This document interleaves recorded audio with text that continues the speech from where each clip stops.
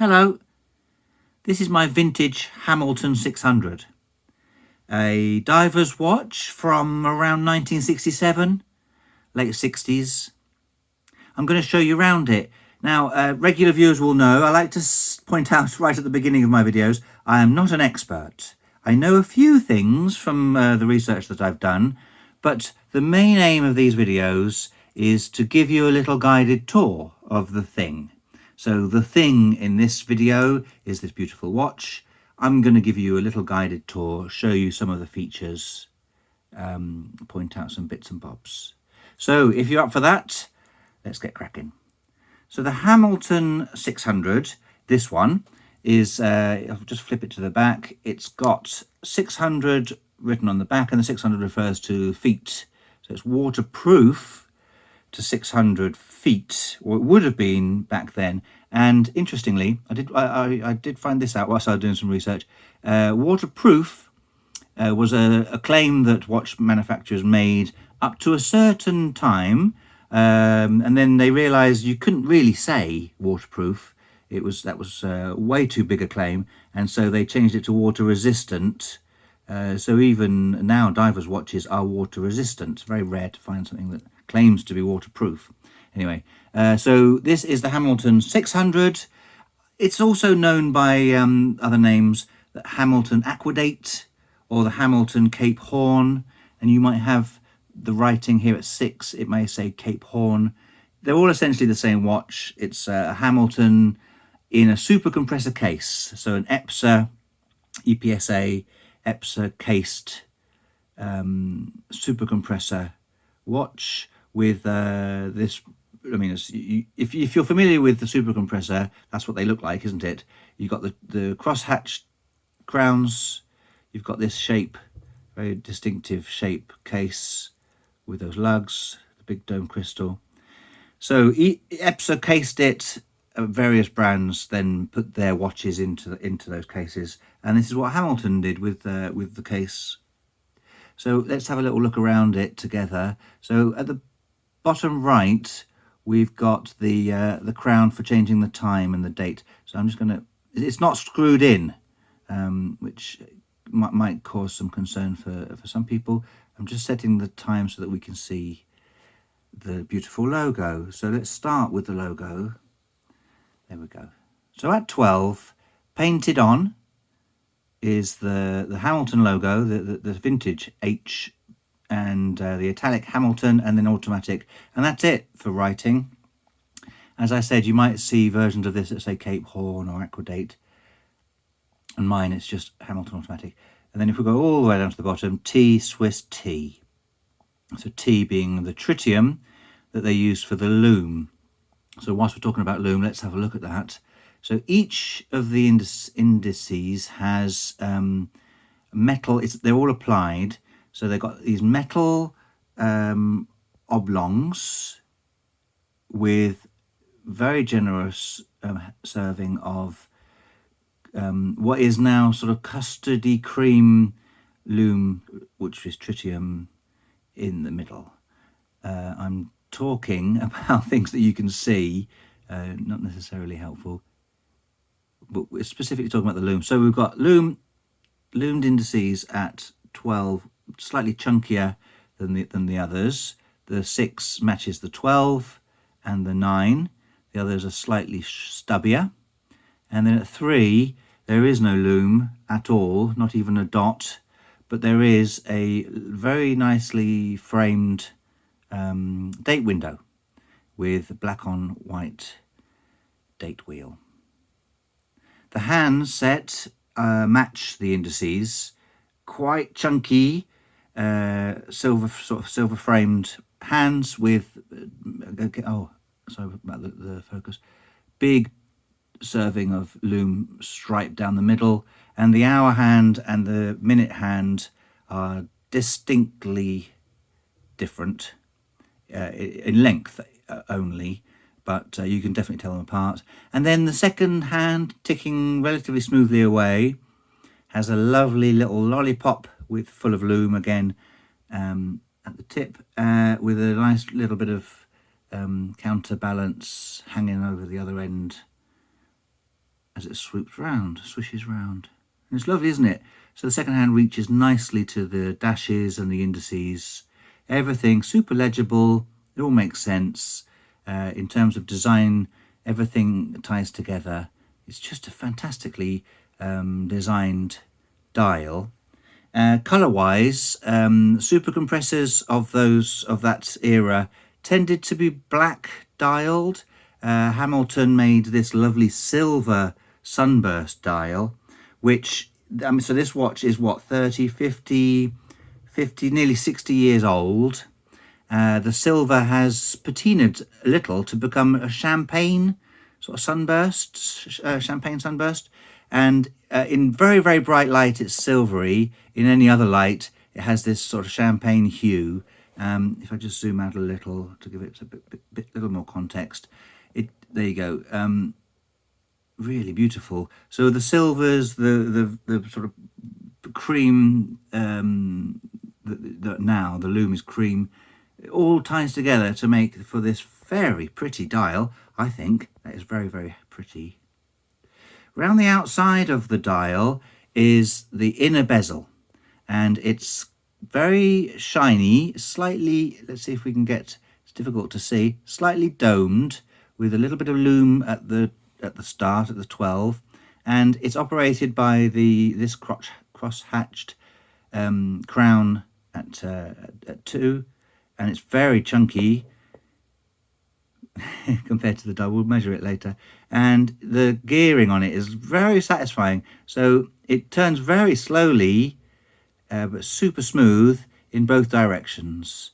So if you wanted to use the bezel for something, that's how you do it, and it's lovely and smooth. Now, I did read somewhere that the gearing that this operates is quite fragile, and if it's broken, it's very difficult to repair, replace, or get replacement parts for. So if you, I don't know, as I said, I'm not an expert, but this was what I read.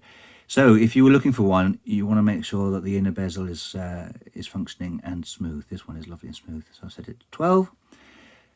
The date window we've talked about, but it's quite deep. Hang on a sec, let me get it focused. Hang on. It's quite deep set, very easy to read, and it's lovely. The silver framing is perfect. It would be a shame not to have framed it. So the silver indices, hands, and date window glisten, catch the light, and give the watch a little bit of bling. I mean, the dial is silvery, champagne-y, so it's quite blingy anyway. But the glistening, the sparkling bits of silver metal dotted around really add a little bit of something extra to it. Let's have a look at the case itself. It's quite straight. The sides are just straight up and down, quite chunky, but that's how they were made. And the lugs themselves, they do their best to swoop down, but they're very stubby, and they don't quite make it to beneath the case back, but that's okay. None of these are criticisms. I'm just sort of pointing it out. They're quite angular, aren't they, the lugs? And the case back has this lovely, not the case back, sorry, the case has this lovely step. So we've got this first ring down to this step, and there's a big sort of, I don't know what you call that bit, like a big chunky line all the way across there. Let's have a look at, I'm just trying to get the polishing. Inside it's polished. Presumably the whole watch was that shiny polish, but over the years this bit that's part of the outside world has scuffed and scratched. Inside, that the outside world can't reach, has remained shiny. And then once you get to the bottom of the case, it's got this slightly concave bit that down to the case back, and the case back is a screw-on affair. Let's have a look at the case back whilst we're here. It says automatic, shock protected, stainless steel, anti-magnetic, waterproof, and then the serial number. Is that the serial number? Yeah, I assume it's a serial number. Anyway, it says 64040-3, and the Hamilton logo with the sort of wavy thing, and 600. The bracelet is a JB Champion bracelet. Quite tricky to get these on the bracelets. This one's nice. It's a typical sort of 60s thing. It's quite thin and rattly, but super comfortable. I suppose it's beads of rice. You would call it that. The clasp is signed, has that vintage H that matches the dial. Hang on, the same H as on the dial. And it's just straightforward little claspy thing. It is a nice bracelet. It is quite rattly, so I've cinched it as best I can at the top there, but it's very soft metal, and that's perfectly normal for the watches of this era. Inside there is a 64A movement, 21 joules. So 64A is the ETA 2452, 42 hours of power reserve. This particular one runs an absolute treat, nice and accurate, just keeps going for ages. It's like a modern watch. I haven't got it wet. I daren't go anywhere near water with it. But apart from that, it's just like a modern watch. Except for the date setting. So I'm going to show you that because that's quite interesting. So the bottom right is the crown for changing the time and the date. It's not screw down. So you just set the time. Now, to set the date, there's no quick set. There's no other stops for the crown. It's just one stop. So out it comes. So I'm forwarding the time. So I'm at 6 p.m. I'll keep going. Just watch the date. Here we go. Right, it clicks over pretty much at midnight. If I go past there and then back, if you listen very carefully, I'll be quiet. If you listen carefully, once the time gets to about 9, you'll hear a little click.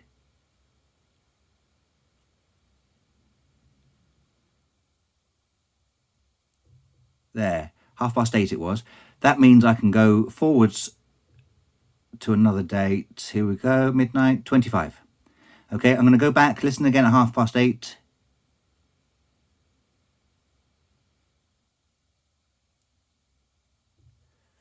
Very difficult to hear sometimes. It's very subtle. There's a tiny click, and that's how you set the date.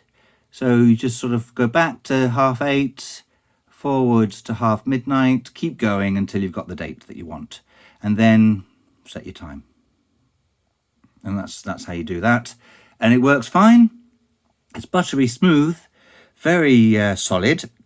There's no feeling that it's flimsy or loose or rattly in any way. Very confidence inspiring. What else can I tell you? I think I've covered everything. I'm just checking my notes. I have covered everything except measuring it and showing it to you on my wrist. So it's a small watch. I'm going to measure across the dial. So it's 34 millimeters across the dial, excluding the crowns. So that is quite small, isn't it? Except for the fact that it's the bezel is inside. So I don't know whether that means it looks bigger or feels bigger, but anyway, it's so 34 millimeters across, perfectly round. The lugs are 18 millimeters, nice and straightforward. The depth of the watch. Oh, hang on a sec. Yeah, I should have mentioned the beautiful crystal, but we'll just measure the depth of the watch. Now this is tricky to do, isn't it, with the thing, but it's 12 millimeters with that huge domed crystal, and it's acrylic crystal, and it's massively domed, really, really nice. What is it? I mean, like a quarter of the height of the watch is that domed crystal, and it does create beautiful angles and curves and stuff. Direct on, it's fine. You have to go quite oblique to get a curve on the dial, but there you go. That's lush, that. So I'm going to bring the camera back a little and I'll show you the watch on my wrist. I've got dirty hands. I've been doing some tinkering with mechanical things. So I have a 7.5-inch wrist, and that's what it looks like on me.